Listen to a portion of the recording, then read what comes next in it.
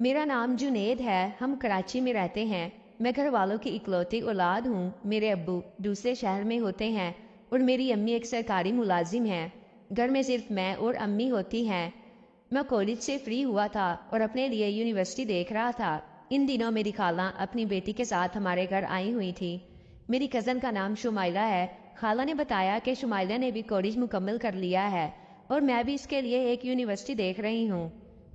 तुम्हें तो पता है हम गांव में रहते हैं और वहाँ तालीम का निज़ाम इस कदर एडवांस नहीं है। खाला ने मुझसे कहा, जुनेद बेटा, तुम शुमाइला के लिए कोई अच्छी सी यूनिवर्सिटी देखो।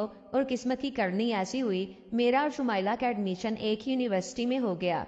मैंने शुमाइला को आखिरी दफ़ा 2 साल पहले एक शादी पर देखा था। तब वो दुबली पतली थी, लेकिन अब तो वो जवान हो गई थी और बड़ा हुआ खूबसूरत जिस्म मुझे इसकी तरफ मतवज्जो कर रहा था। खैर, मैंने खाला को बताया कि शुमाइला के एडमिशन हो गया है और हमारी यूनिवर्सिटी एक ही है। फिर खाला ने मुझे कहा, जुनेद, तुम शुमाइला के लिए यूनिवर्सिटी के पास कोई हॉस्टल देखो। अब इसके लिए रोज़ गांव से आना तो बहुत मुश्किल होगा। जब मैंने ये सुना तो मैंने खाला से कहा, आप कैसी बातें कर रही हो? कराची में घर होते हुए भी शुमाइला हॉस्टल में क्यों रहेगी? वैसे भी हम घर पर 2 लोग ही तो होते हैं। अगर शुमाइला भी आ जाएगी तो रौनक और ज़्यादा बढ़ जाएगी। खाला भी मान गई। मेरी अम्मी सुबह सुबह ही ऑफिस चली जाती थी। फिर हम दोनों यूनिवर्सिटी जाते थे। मेरे पास बाइक थी, इसलिए शुमाइला मेरे साथ ही बैठकर जाती थी।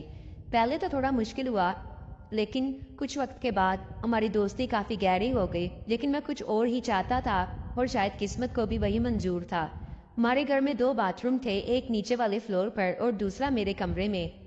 शुमाइला उठकर पहले नहाती थी, क्योंकि लड़कियां नहाने में टाइम बहुत लगाती हैं और इसे अच्छा खासा टाइम लग जाता तैयार होने में। मैं तो 5 मिनट में तैयार हो जाता था। एक दिन नीचे वाले फ्लोर पर पानी खत्म हो गया और इसे मेरा बाथरूम इस्तेमाल करना पड़ा। मैं सोया हुआ था। इसने आकर मुझे बताया कि नीचे पानी नहीं आ रहा, इसलिए मैं यहाँ पर नहाने लगी हूँ। मैंने कहा, नहा लो। जूं वो अंदर गई तो मैं चुपके से उठा और रोशनदान से इसकी नज़र मुझ पर पड़ी तो मैं इसी वक्त हट गया। वो बाहर आई। इसने कोई बात न की। मुझे लगा आज तो मैं गया, लेकिन मैं हैरान तब हुआ जब अगले मुसलसल 5 दिन इसने ऐसा ही किया। वो आती और मैं। कुछ दिन के बाद मुझे रात को शुमाइला का मैसेज आया कि मुझे पता है और मैंने अपनी आंखों से देखा है तुम क्या करते हो। मैंने कहा, नहीं, ऐसी कोई बात नहीं है शुमाइला। मैंने तो साफ इनकार कर दिया। मैंने कहा, तुम्हें गलत फहमी हो चुकी है, ऐसी तो कोई बात ही नहीं है।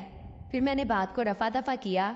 अगले रोज़ फिर वही हुआ, लेकिन इस बार इसने कैमरे से वीडियो बना ली और मुझे पता भी ना चला और रात को मुझे व्हाट्सएप पर भेज दी। जब मैंने वीडियो देखी तो मेरे पैरों तले ज़मीन ही निकल गई। मैंने कहा, लो, आज तो मैं गया। अब अम्मी मुझे घर से निकाल देंगी और मैं खाला को क्या जवाब दूंगा। रात तो बड़ी मुश्किल से गुजरी। सुबह नाश्ते को वक्त सब कुछ नॉर्मल था। अम्मी ऑफिस के लिए चली गई और हम दोनों यूनिवर्सिटी जा ही रहे थे। शुमाइला मेरे कमरे में मुझे बुलाने के लिए आई। मेरी आंखों में आंसू थे।